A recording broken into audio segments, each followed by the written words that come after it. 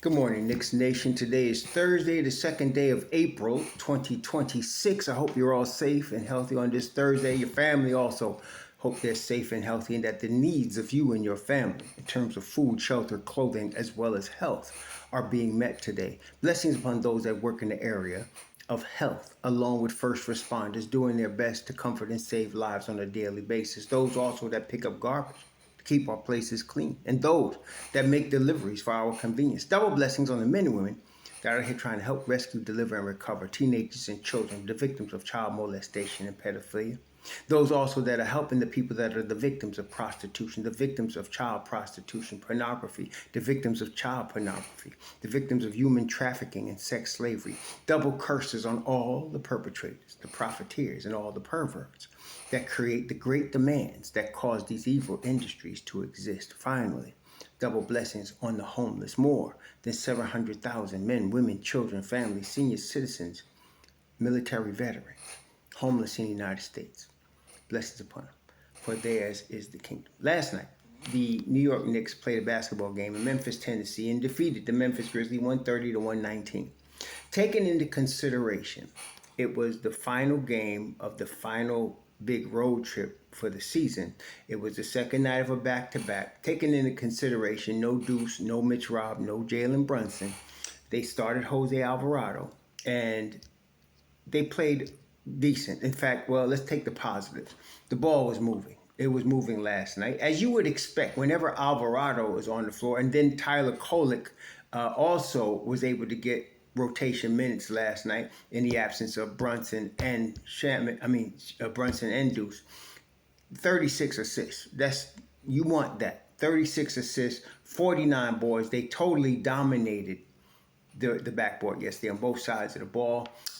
And, they were playing a very much weakened Memphis team, but this is the league, so you got to play who's on the schedule. And it was a good situation for the Knicks, being where we've been three losses in a row, and now, the last game of a 4-game road trip. Karl-Anthony Towns only took 12 shots, but he got a triple-double.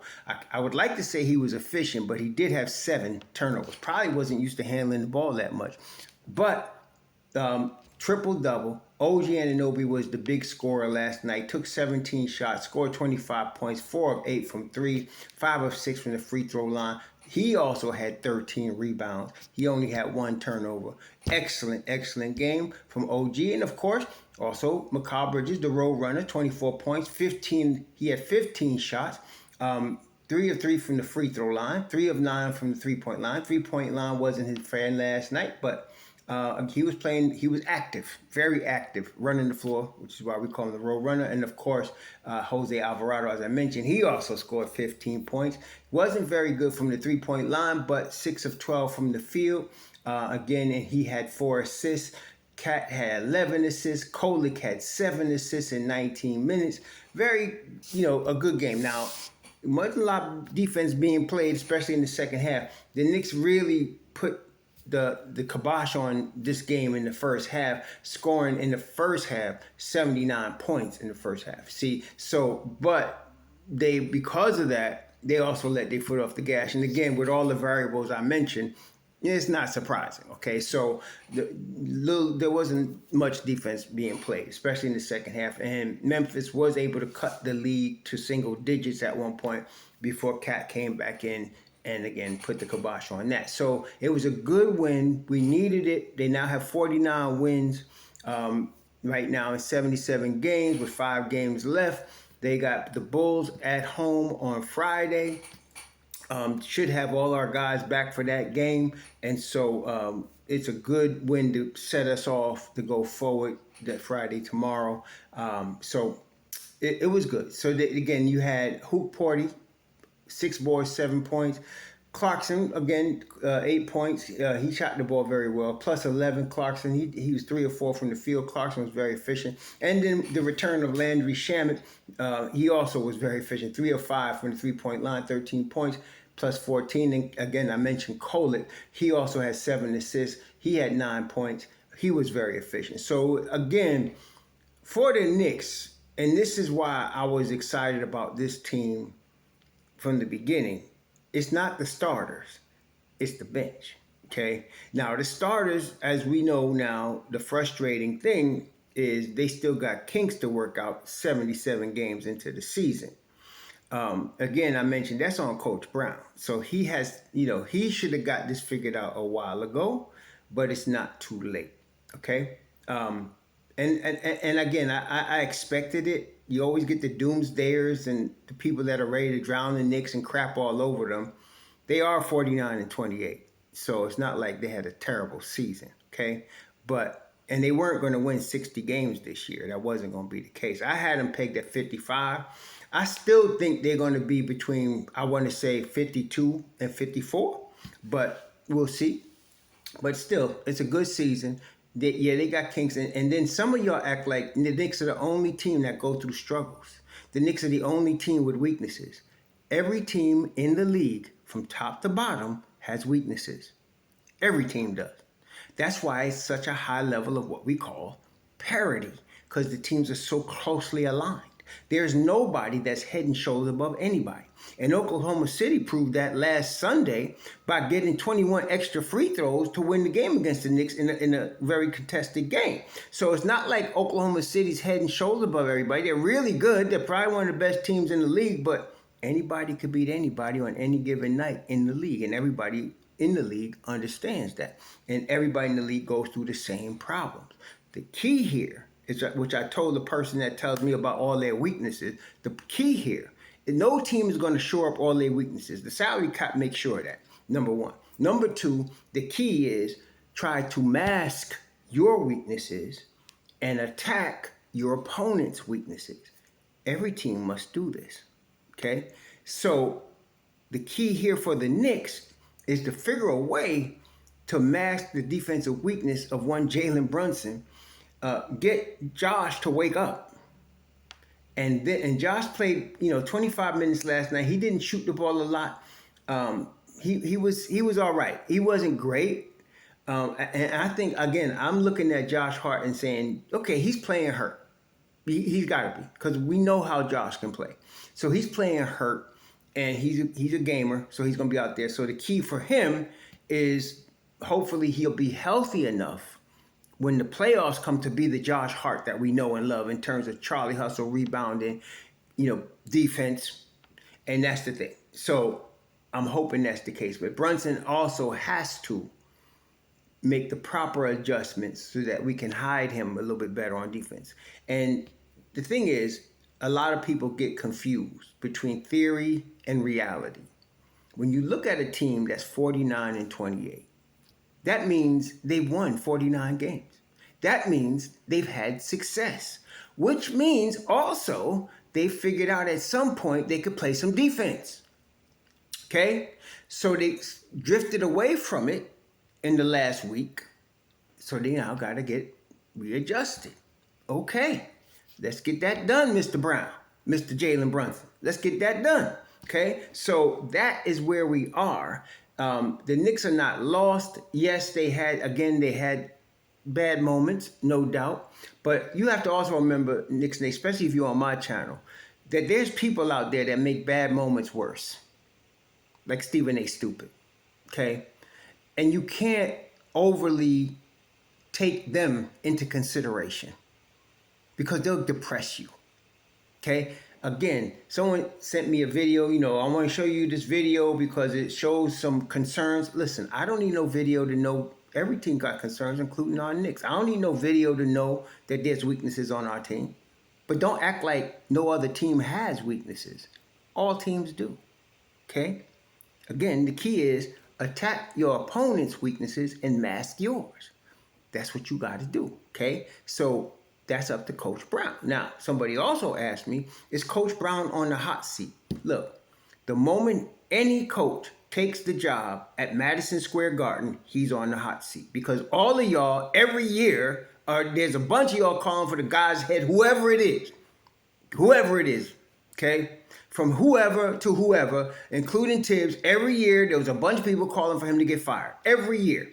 Okay, and I'm glad that Don didn't listen to him until last year. So, of course, Brown takes this job. He automatically is on the hot seat. Okay, automatically. So, we who are real Knicks fans don't want to make the seat any hotter. I don't know why I'm even wasting my breath. But anyway, that's the thing. He's going to be on the hot seat. And what that means for this coach is he will be evaluated just like Tibbs. Tibbs had just signed an extension, but that doesn't mean he wasn't on the hot seat, because at the end of every season, James Dolan, Leon Rose, and the management team will review everybody, especially the head coach. And they make decisions based on their review, and it's year to year. So last year they decided, okay, we need to go in a different direction. And some of y'all got it confused. Somebody said, I thought Brown was here to make Karl Anthony Towns better. No, that's not why he's here. The reason he's here is because he collaborates and he plays 9 to 10 guys. Whereas Tibbs didn't collaborate and only played 7 to 8 guys. And a lot of people felt like that was a mistake last year when we played Indiana, that, perhaps he should have gone and expanded his rotation a little bit. Tibbs was resistant to that, and that was the end of him. So Brown is here because he wants to take advantage. They want to maximize the roster, specifically the 9-man rotation. That's why he's here. And he's a collaborator, which means if you got ideas on how to fix the defense, how to fix the offense, he's willing to talk to you. That's why he's here. Whether it works or not is still up for debate, and we will see in the results.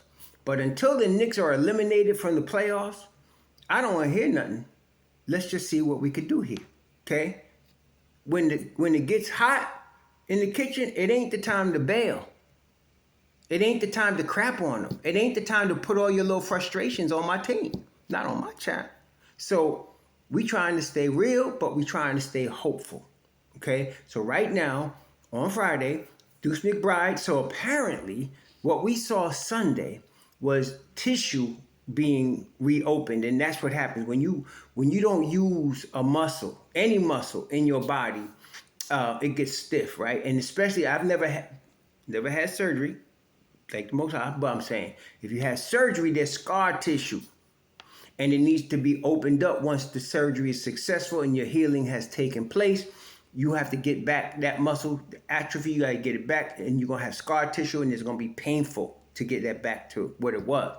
And that's what Deuce had, scar tissue on Sunday, which is why he was back so quick on Tuesday. Tough dude he is, man. So we getting him back. He needs to get some more minutes, much as possible, so that we can get him ready. Deuce could be loose for the playoffs.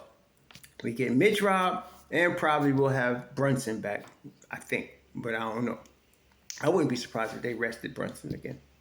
But I wouldn't be surprised if they didn't, because Brunson, like Deuce, if he could walk, he wants to play. Okay, so we'll see how this works out. But everybody, Brunson on down, is really focused on getting ready for the playoffs. They're all focused on that. And so Brown has to make the appropriate adjustments to prepare the Knicks for the playoffs and be ready for the playoffs against whoever they play.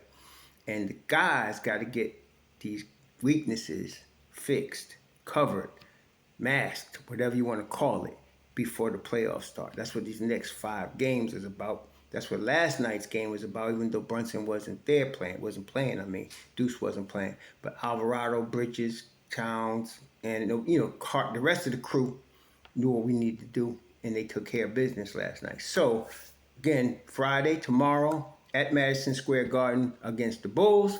Let's see if we can tack on another dub. In the meantime, get everybody a little bit sharper, especially Deuce.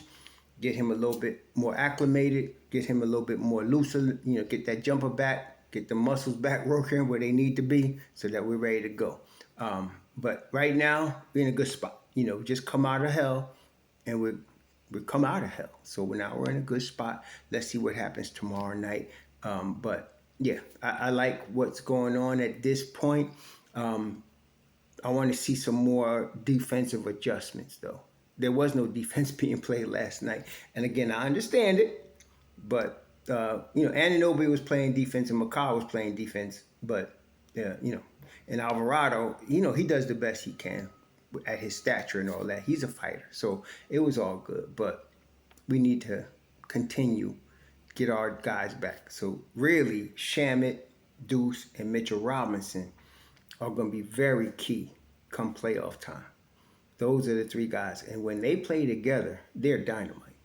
That is Shamit, Deuce, and Mitchell Robinson. So you want that coming off your bench. And now, our guy Clarkson, plus 11, he's been playing very well. I wouldn't be stressed. Now, at one point last night, you had Cat, and then you had Alvarado, Clarkson, Shamit, and Hart. So you basically had Cat with 4 midgets. I wouldn't be surprised if we see more of that. The speed is why they had him out there. They did pretty good too, but the speed is why they had him out there. Again, I wouldn't be surprised. But then again, in the NBA playoffs, it's more of a half-court game. But so it's going to be interesting to see how they handle that. But we'll see. We'll see. Right now, Brown is still trying to figure out his team. We got to be patient with our guy. And hopefully he comes through and we are successful. Anyway, we'll talk on that more later. Enjoy your Thursday. Be safe out there. Sure.